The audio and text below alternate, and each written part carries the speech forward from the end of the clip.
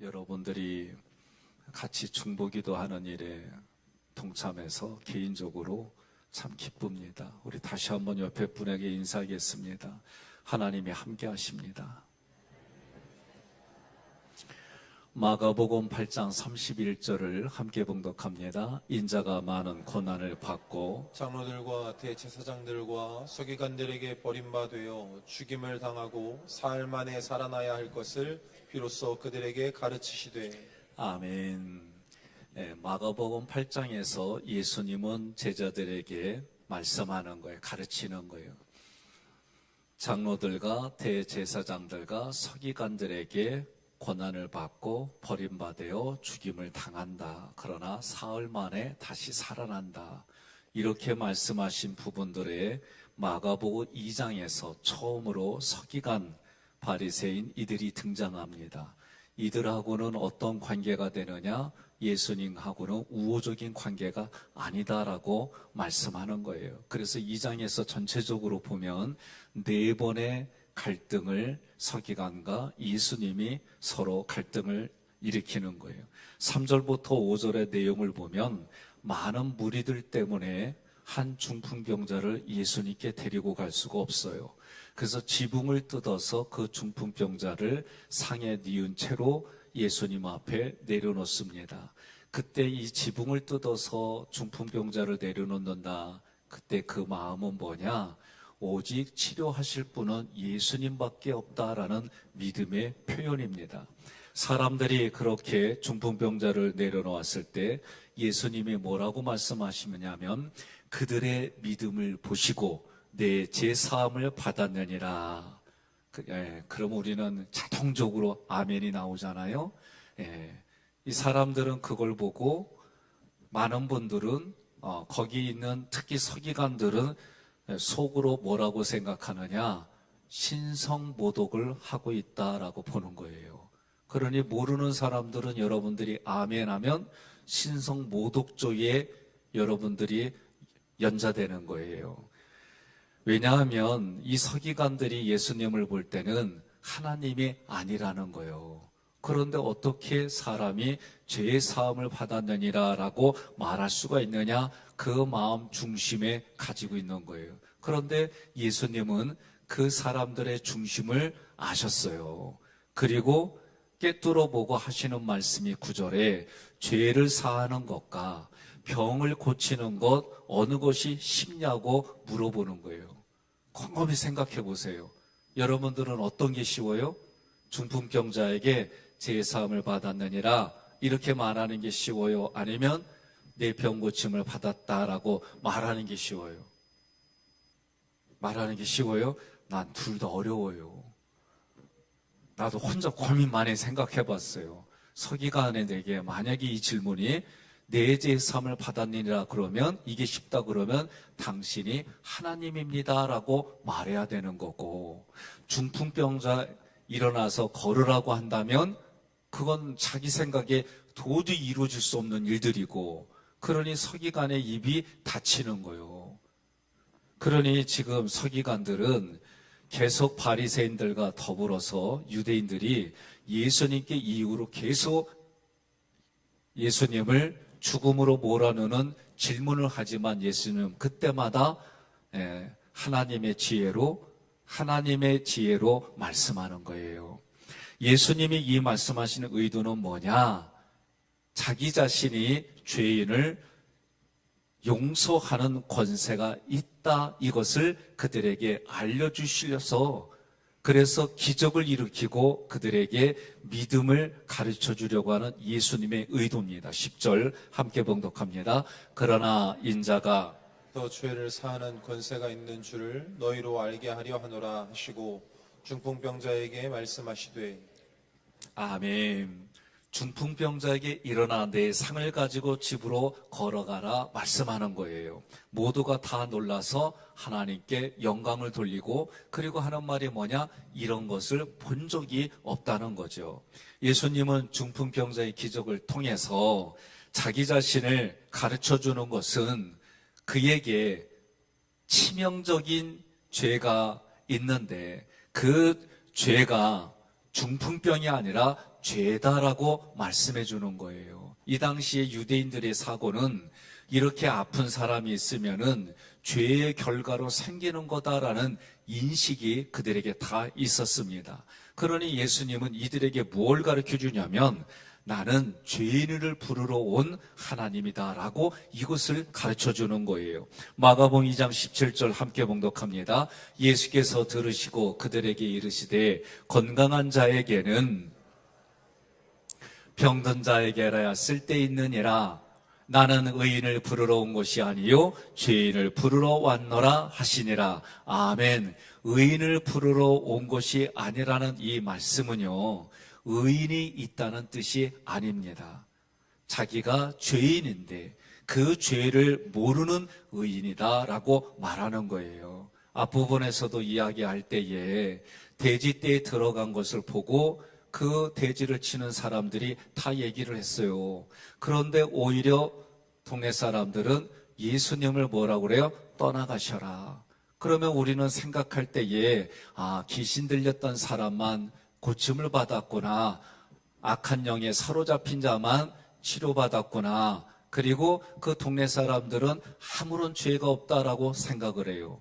예수님을 거절했다는 얘기가는 결국은 예수를 받아들이지 않았다 그 얘기요. 그러니 그들도 악한 영에 사로잡혀 있는 사람들이다라고 봐야 돼요. 성경은 계속해서 말하는 게 뭐냐면은 왜 유대인들, 특히 율법을 공부하고 이야기하는 서기관들, 그리고 대제사장들, 이들에게 예수님이 독사의 자식들아라고 말씀하시느냐? 자기들은 죄인이 아니다라고 생각한 거예요. 왜? 자기들은 거룩하고 자기들은 의롭고 자기들은 그런 생각을 가진 거예요. 그러나 예수님 보시기에는 그들에게 뭐라고 그러냐? 회칠한 무덤이라고 말씀하셨어요. 여러분 한번 생각해 보시기 바랍니다. 예수님이 오셔서 죄인을 부르러 오셨다고 말씀하신 그 예수님의 이 말씀을 기억하면서 한번 생각해 보세요. 복음이 먼저일까요? 율법이 먼저일까요? 하나님의 성경에 주신 게. 예? 구약에는 율법을 주셨고 신약에는 하나님의 은혜를 주셨는데 예수가 복음이라고 할 때 여러분 율법을 먼저 주셨어요? 복음을 먼저 주셨어요?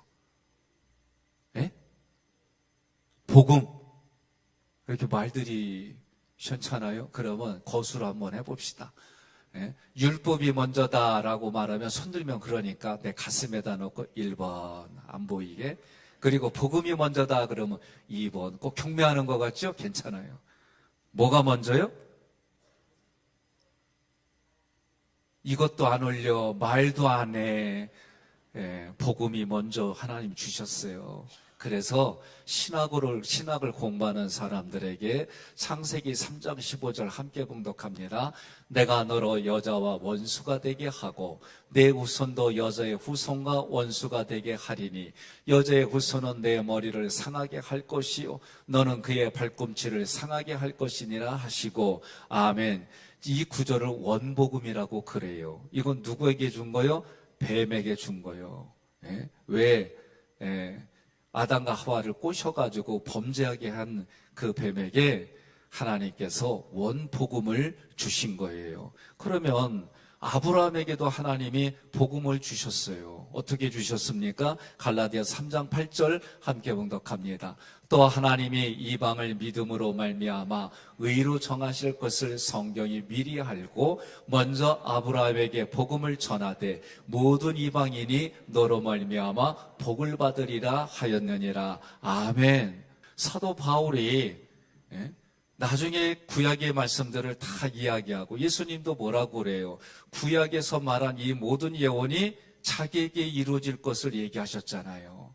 그리고 우리는 이 말씀을 통해서 복음이신 예수님이 창세 전부터 계셨고 하나님께서는 이 모든 걸 계획하시고 그 계획한 것이 예수님을 통해 이루어지고 그 예수님을 통해 이루어지는 것이 믿어지도록 성령이 내 안에서 내 생각과 감정의 이성을 그리고 양심을 이 많은 것들을 영향을 줘서 믿어지고 깨달아지고 믿어지고 깨달아져서 우리의 삶이 달라지게 하는 이 모든 것들이 지금도 이루어지고 있다. 이게 에베소서에서 여러분 주일마다 지금 저하고 말씀을 통해 듣고 있는 거예요.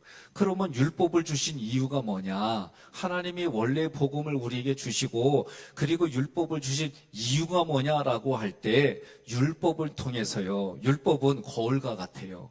내 얼굴이 비춰져요. 내 모습이 비춰져요. 벗으면 벗은 대로, 입으면 입은 대로. 그래서 우리 영혼의 거울이 율법입니다. 율법을 통해서, 율법의 거울을 통해서 딱 비춰보니까 내가 죄인이요. 옷으로 포장하든 발가벗고 있든 죄인이라는 게 깨달아지는 거요. 그러면 내가 이 죄의 문제를 어떻게 해결될 수가 있느냐?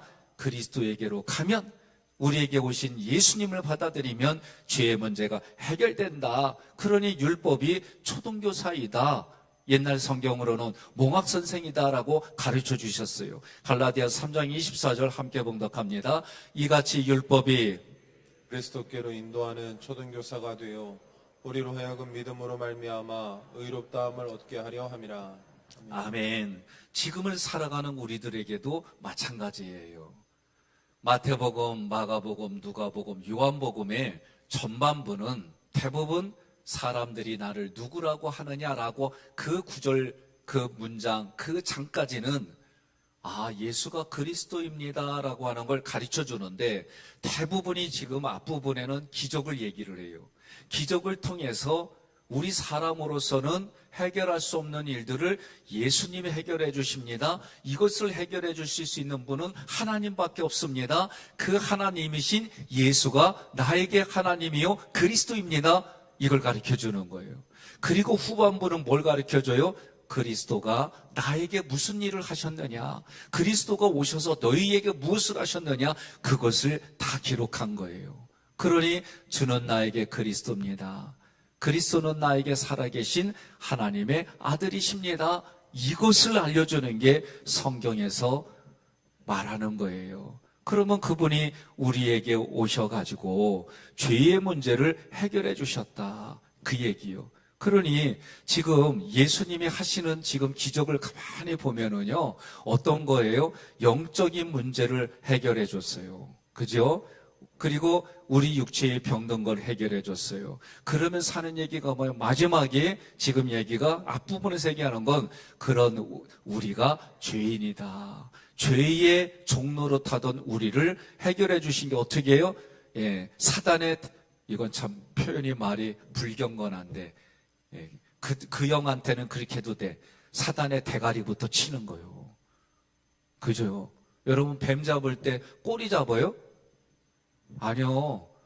일단 뱀의 머리라고 그러면 안 돼요. 뱀 대가리를 먼저 잡으면요, 이기는 거예요. 그럼 예수님이 오셔가지고 뱀 대가리부터 치고 그걸 상징적으로 보여주는 거예요. 그리고 그 사단이 이들에게는 몰라요. 그냥 정신병이다, 다양한 걸로 얘기를 했지, 그게 영적으로 인간을 괴롭게 하고 힘들게 가 아프게 결국은 무적행, 지옥으로 가는 그 본질을 모르니까 예수님이 오셔서 지금 드러나게 하는 거예요. 드러나서 정리하시고, 그리고 죄의 종로로 타는 이들에게 진리가 자유롭게 하는 게 무엇인지 지금 제자들에게 하나하나 보여주는 거예요.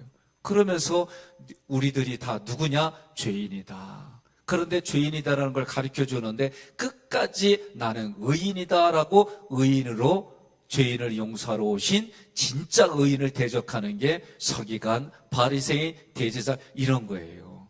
그렇게 자꾸 예수님이 자기의 정체를 그리스도로 보여주고 능력을 가르쳐주고 말씀을 해도 그 종교 지도자들 중에는 몇 사람 빼놓고는 다 예수님을 죽이는 일에 가담하는 거예요.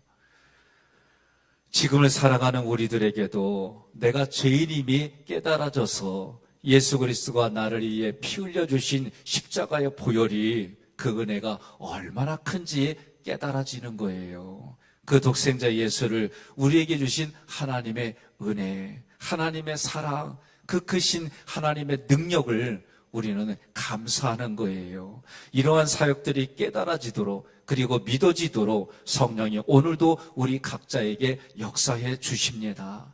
그래서 우리에게 어떻게 해요? 그리스도의 영원한 생명이 내게 있음을 알려주시고 깨닫게 해주시는 거예요. 고린도후서 3장 6절 함께 봉독합니다. 하나님은 우리를 새 계약의 일꾼으로 삼으셨는데 율법의 종이 아니라 성령님의 종이 되게 하신 것입니다. 율법은 죽음을 가져오지만 성령님은 생명을 주십니다. 아멘. 오늘도 여러분, 하나님이 우리에게 뭘 공급해줘요? 생명을 공급해주는 거예요. 그래서 이 새벽에 여러분들이 기도할 때마다, 항상 그런 의식을 가지세요. 기도할 때마다, 찬양할 때마다, 나에게 생명을, 내 안에 있는 공급되어진 생명을 알게 해주시고, 이게 힘들어지면 오늘도 내가 성령의 기름에 공급을 받았어. 그 얘기는 내가 내 안에 하나님의 그 생명이 자꾸 이렇게 생각하세요. 그러면 조금 이해하기가 쉬워요. 여러분, 자가용을 운전하든 아니면 기계를 운전할 때 전기로 충전되든지 아니면 기름으로 충전이 돼야 움직여요. 떨어지면 또 공급이 돼야 돼요. 마찬가지로 신앙은 그렇게 그런 원리로 여러분들이 하나님의 성전에, 그리고 내가 기도하는 자리에, 찬양하는 자리에, 말씀을 듣는 자리에, 그때마다 말씀이 공급된다는 얘기는 나에게 생명이 공급되어져서 오늘 하루도 그 공급된 것으로 일하게 해주시고, 깨닫게 해주시고, 성취하게 해주시고, 누리고 관리하게 해주신다. 그렇게 믿으세요. 그래서 죄인인 내가 온전한 의인이 되는 방법은요, 이 땅에 육신을 입고 있을 때는 어려워요. 불가능해요. 그래서 영화라고 하는 단어가 있어요. 그건 우리가 육신의 흙으로 돌아가 죽은 이후에 우리에게 주시는 거예요. 지금은 어떤 거냐? 예수 믿고 예수님 닮아가는 삶이 성화예요. 매일매일마다 내 내면에서, 그리고 여러분과 제가 살아가는 삶의 환경에서 주님이 주시는 생명의 공급으로 날마다 삶이 여러분 확장되어지고, 그리고 매일 날마다 오늘도 나의 죄의 문제가 해결이 되어지고, 더 나아가서 예수님을 알지 못하는 사람, 나는 예수님을 알지도 못하는데 죄 짓지 않고 살아간다는 사람, 내가 이 정도면 나는 의인이다라고 말하는 사람, 그 사람들의 목까지 여러분과 제가 중보기도 하는 겁니다. 그래서 하나님께로 돌아오는 생명들이 넘쳐나고 많아지는 오늘 하루 남은 생애가 우리들의 생애가 되기를 주님의 이름으로 권면하며 축복합니다.